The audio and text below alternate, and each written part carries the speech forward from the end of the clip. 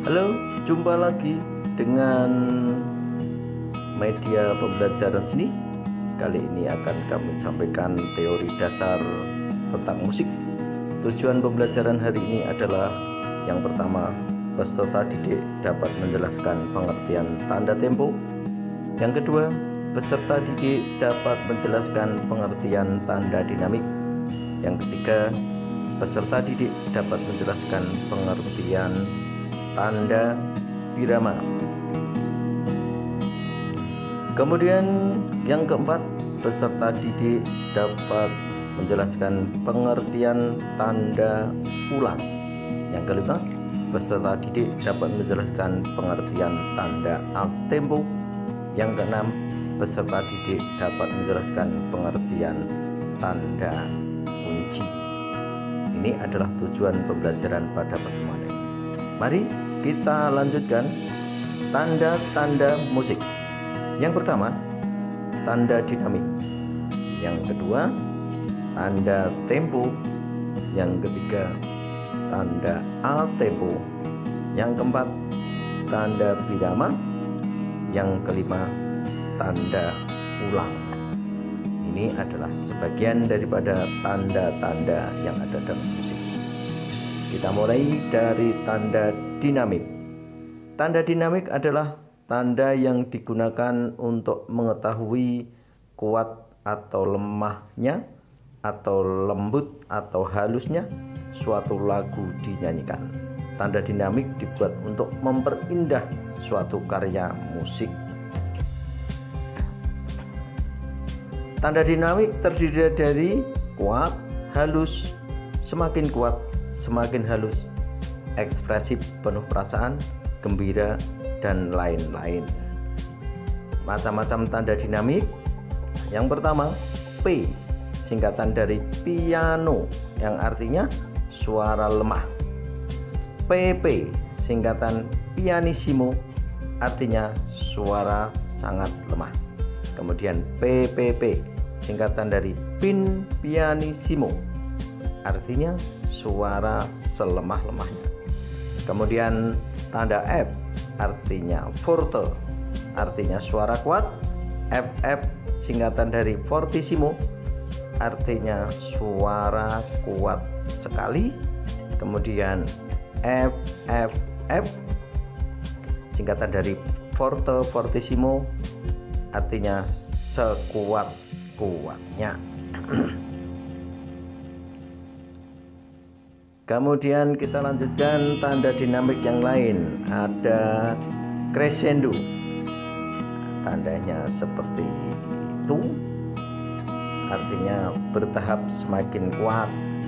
Decrescendo, artinya bertahap semakin halus. Diminuendo atau dim, artinya bertahap menjadi halus. Ada tanda ekspresivo, pembawaan dengan ekspresif dan perasaan. Ada permata, yaitu menahan panjang nada atau panjang istirahat lebih lama dari nilai nada biasanya. Kemudian ada virtuoso, pembawaan secara riang. Kemudian subito, artinya segera atau tiba-tiba. Ada forte subito, tiba-tiba kuat. Ada subito piano, tiba-tiba halus.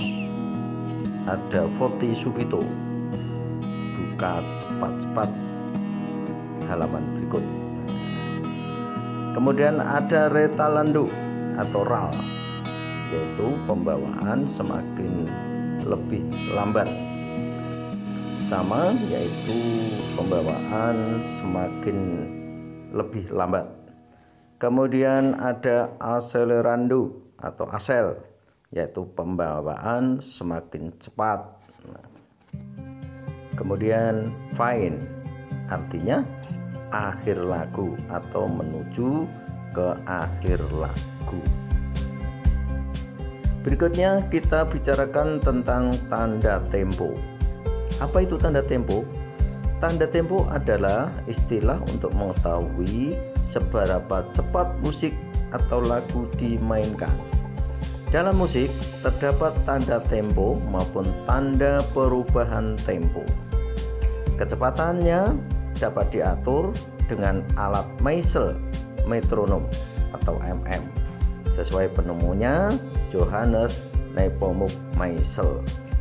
Itu adalah tanda tempo. Tanda tempo ini contohnya adalah ada grab, yaitu kecepatannya 40, lentissimo 44, larghissimo 50, largo atau lento, larghetto.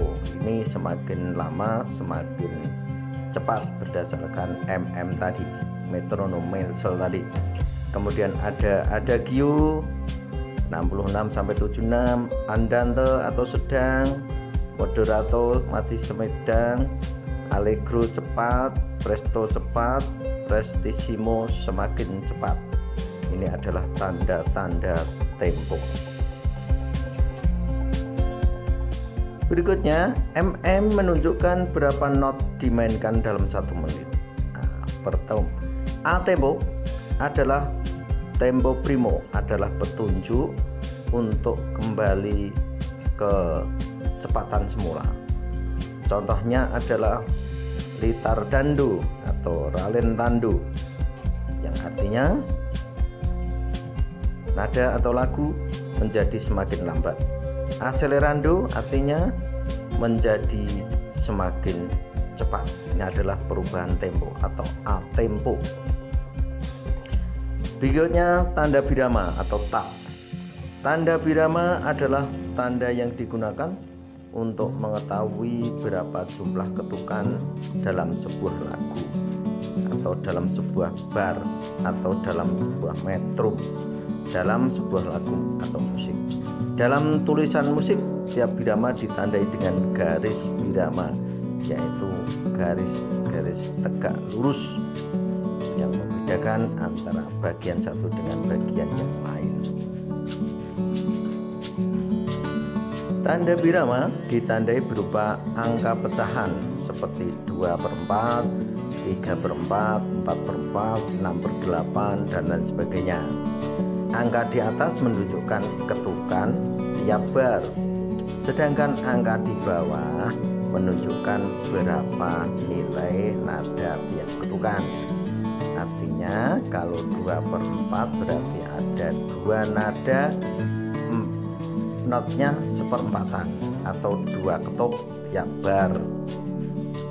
Kemudian 3/4 artinya tiap bar itu ada 3 nada seperempatan atau ada 3 ketuk. Kemudian kalau 4/4 berarti ada 4 nada atau 4 ketuk, notnya seperempatan.